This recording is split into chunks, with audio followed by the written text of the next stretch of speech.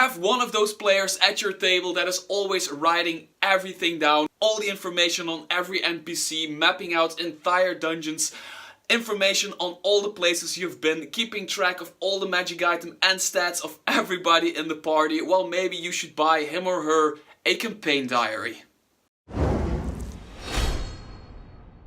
If you're the kind of player that likes to play via Dungeons & Dragons Beyond or Roll20 or likes to jot everything down on an iPad or an iPhone, this thing is not for you. But if you're one of those players like me that likes to play paper and pencil, well, this thing is a real asset to your game. So a lot of you might be asking yourself, what the hell is a campaign diary? So let me run you through the contents of this amazing little book. The first thing you see after opening this thing is, of course, some very cool hand-drawn artwork, which has a very cool old school feeling to it, which makes me like it very much. Of course, the title of the book is in here, Mischief and Misadventure Campaign Diary.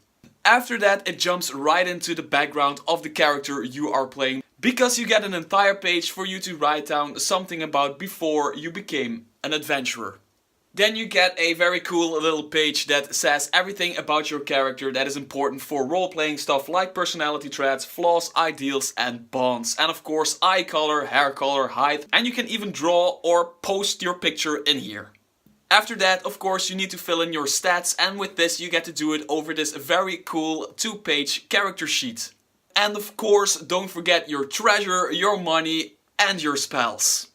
And after this, it is where it becomes really interesting, because almost the entire last part of the book is made out of these 4 pages. There are 4 different kind of pages in this book, and because it is a ring binder, you can actually organize them the way you want to organize them. First of all, there is the typical diary page where you can put notes together with the date, the location and the session number. Then there is an entire page with squares for you to map out an entire dungeon, city or town or whatever.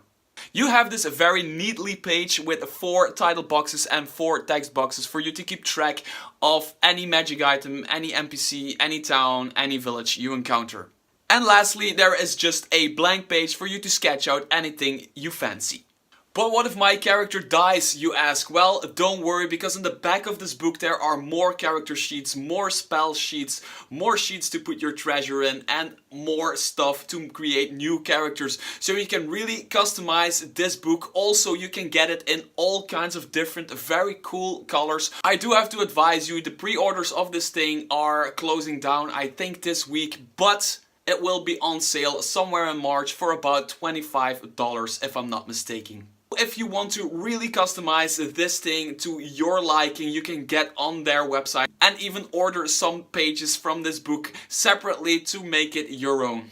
One very important last thing to add is that you might not be able to see it very well right now, but on top of this character sheet sits a very nice plastic page which you can actually use a magic marker to work around your character.